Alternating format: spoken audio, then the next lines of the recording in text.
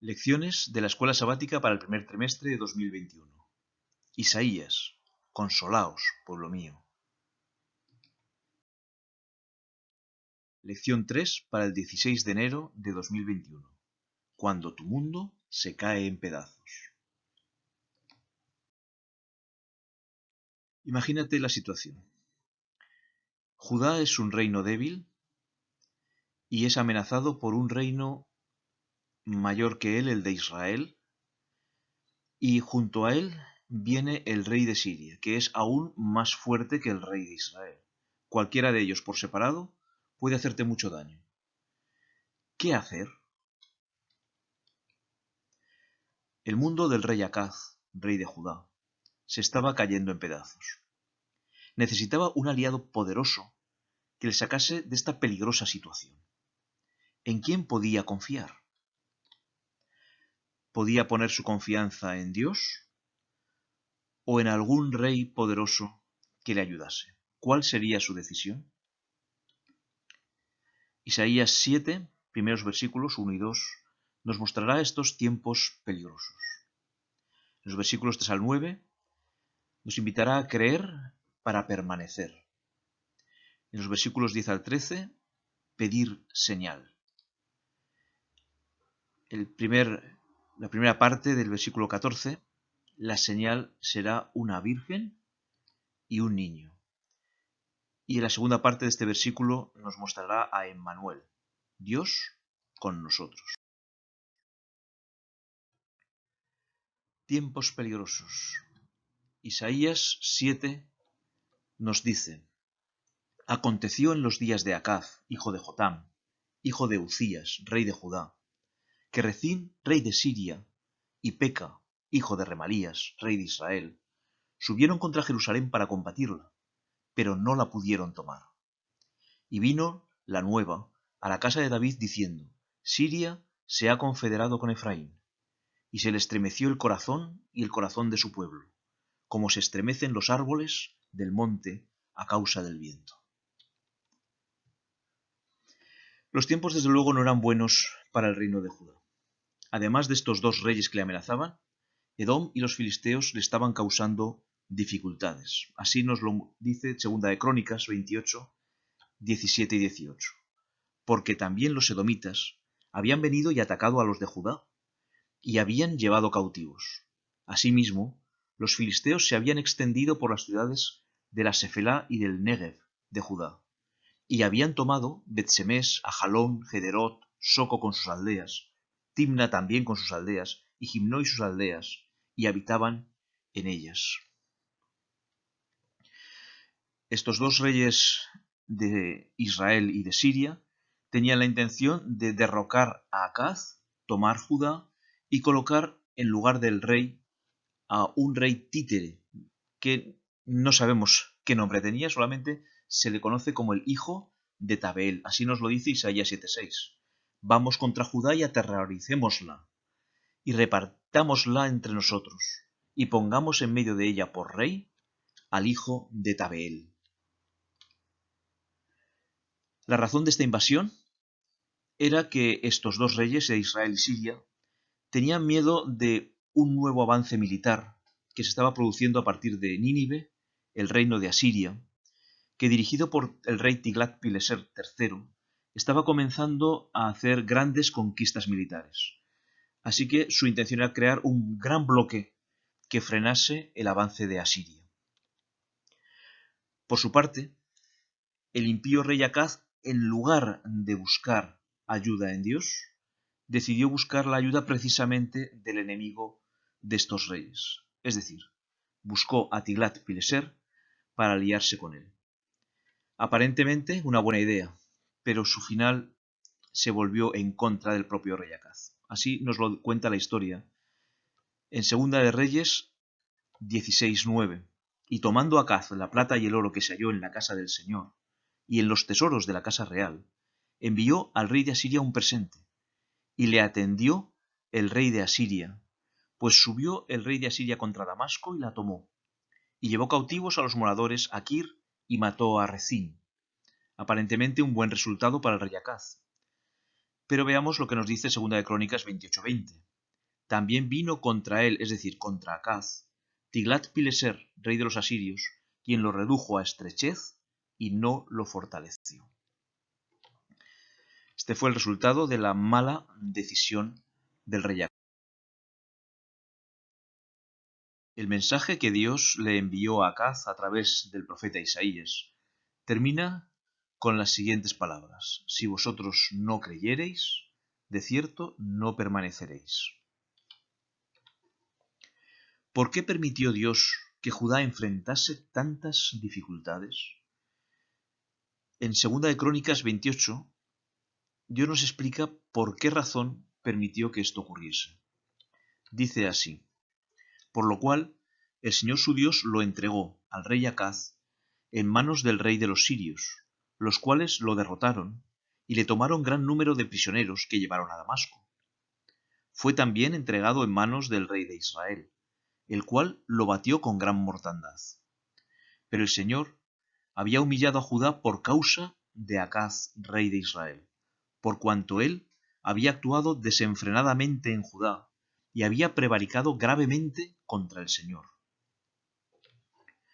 Así pues, la razón por la cual Dios permitió esto es que Acaz fue un rey realmente impío. En realidad fue el primer rey de Judá que llevó su impiedad a extremos que ningún rey anterior a él había hecho, hasta el punto de sacrificar a sus propios hijos a los ídolos. Así nos lo relata Segunda de Reyes 16:3. Antes bien, Acaz anduvo en el camino de los reyes de Israel, y aun hizo pasar por fuego a su hijo, según las prácticas abominables de las naciones, que el Señor echó de delante de los hijos de Israel. Dios en realidad lo que estaba intentando con estas dificultades que enviaba a Judá era hacer que el rey volviese de su locura desenfrenada y se entregase a Dios para hacer su voluntad. ¿Cómo hacerlo? Tomó a su profeta y le dijo que junto a su hijo, llamado Sear-Jasub, fuese a encontrarse con el rey para darle un mensaje. ¿Por qué llevar a su hijo? Porque su hijo mismo era un mensaje. Un remanente volverá. Aunque todo fuera mal, Dios tenía preparado y reservado un remanente que volvería. Junto a su hijo, pues, se presentó ante Acaz para llevarle un mensaje de esperanza, un mensaje de seguridad, y para pedirle que confiara en el poder de Dios. Así nos lo dice Isaías 7, 3 y 4. Entonces dijo el Señor a Isaías: sal ahora al encuentro de Acaz, tú y Sear-Jasub tu hijo, al extremo del acueducto del estanque de arriba, en el camino de la heredad del lavador, y dile: guarda y repósate, no temas, ni se turbe tu corazón a causa de estos dos cabos de tizón que humean, por el ardor de la ira de Rezín y de Siria, y del hijo de Remalías. Para Dios, estos peligrosos reyes, Peca, rey de Israel, y Rezín, rey de Siria, no eran sino humo, el humo que se desprende de un tizón después de que se ha quemado. Si Acaz confiaba en Dios, su reino permanecería firme.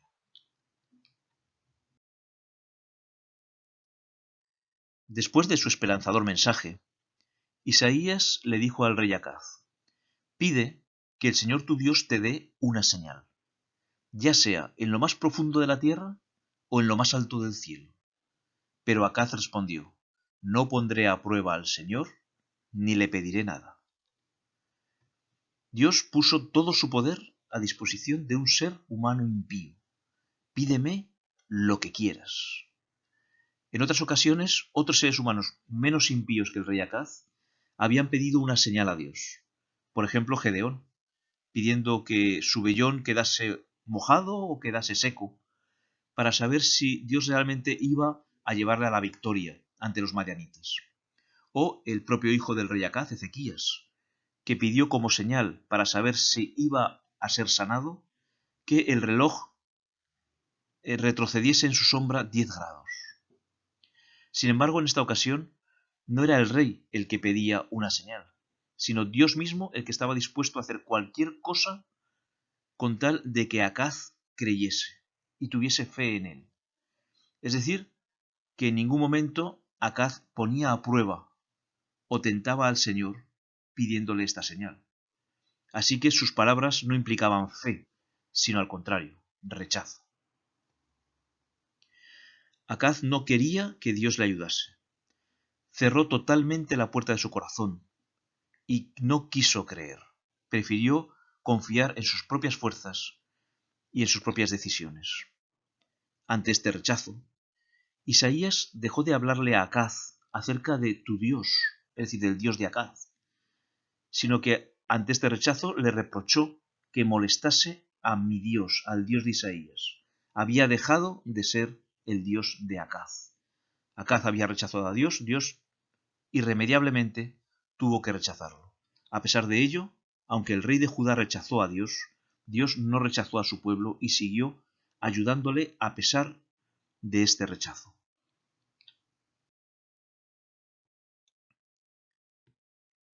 Ante el rechazo del rey Acaz, el Señor mismo toma la iniciativa.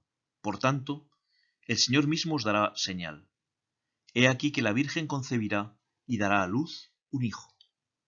Dios eligió esta señal para decir cómo se cumpliría la sentencia sobre los reyes enemigos. La podemos leer completa en los versículos 14 al 16 de Isaías 7. Por tanto, el Señor mismo os dará señal. He aquí que la Virgen concebirá y dará a luz un hijo, y llamará su nombre Emanuel. Comerá mantequilla y miel hasta que sepa desechar lo malo y escoger lo bueno. Porque antes que el niño sepa desechar lo malo y escoger lo bueno, la tierra de los dos reyes que tú temes será abandonada. Es decir, en un periodo de 2 años, estos dos reyes dejarían de existir. 2 años contados desde la concepción del niño, los 9 meses de embarazo y el tiempo que el niño creciese lo suficiente para poder decir lo que le gustaba y lo que no le gustaba. ¿Gusta esto? ¿Gusta no? Así que en ese tiempo se cumpliría. La palabra virgen que usa aquí Isaías no implica necesariamente una virginidad sexual, ya que para eso hay una palabra hebrea distinta que se usa mucho más a menudo y que deja claro este tipo de virginidad. La palabra aquí usada es más para una persona joven, independientemente de su estado, ya que pueden ser, por ejemplo, las vírgenes que acompañan a la novia y que incluso podrían estar casadas ellas mismas. Simplemente son jóvenes de una edad similar a la novia que le acompañan. Son vírgenes. Así que esta virgen podía perfectamente concebir y dar a luz hijos sin necesidad de que se repitiese el milagro de virginidad que después se haría en Cristo. Esto implica que en esta señal había un cumplimiento inmediato y un cumplimiento futuro. El cumplimiento inmediato y futuro lo podemos ver de la siguiente manera. ¿Quién era la madre? En el cumplimiento inmediato, la madre fue la esposa de Isaías. Así nos lo dice Isaías 8, 3 y 4. Y me llegué a la profetisa, la cual concebió y dio a luz un hijo. Y me dijo el Señor, ponle por nombre Maher-Shalal-Hasbaz, porque antes que el niño sepa decir, Padre mío y Madre mía, será quitada la riqueza de Damasco y los despojos de Samaria delante del rey de Asiria. Y el cumplimiento futuro lo tenemos, por supuesto, en la Virgen María. Así nos lo dice Mateo 1, 20 al 23. Y pensando José en esto, he aquí un ángel del Señor le apareció en sueños y le dijo, José, hijo de David, no temas recibir a María tu mujer, porque lo que en ella es engendrado, del Espíritu Santo es, y dará a luz un hijo, y llamará su nombre Jesús, porque él salvará a su pueblo de sus pecados. Todo esto aconteció para que se cumpliese lo dicho por el Señor por medio del profeta, cuando dijo, He aquí, una virgen concebirá y dará a luz un hijo, y llamará su nombre Emanuel, que traducido es Dios con nosotros. Así pues, ¿quién es el hijo? El hijo inmediato es el propio Maher-Shalal-Hasbaz, hijo de Isaías. Así nos lo dicen los versículos 1 y 18 del capítulo 8. Me dijo el Señor: toma una tabla grande y escribe con ella, en caracteres legibles tocante a Maher Salal Hasbaz. He aquí yo y los hijos que me dio el Señor, somos por señales y presagios en Israel, de parte del Señor de los ejércitos, que mora en el monte de Sión. Y por supuesto, el cumplimiento futuro lo encontramos en el propio Jesús. Así se cumplió cuando se le anunció a María el nacimiento del niño. Lucas 1:31, y ahora concebirás en tu vientre y darás a luz un hijo y llamarás su nombre Jesús. Curiosamente, ninguno de los dos niños fue llamado realmente Emmanuel. Así que veamos a continuación qué significa este nombre especial.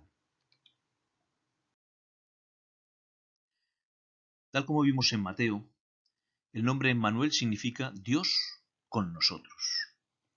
El comentario bíblico adventista, cuando habla sobre el versículo 14 del capítulo 7 de Isaías, nos dice: el nombre Emmanuel era un nombre distintivo, dado por Dios como señal, para testificar del propósito divino con respecto a Judá en ese tiempo.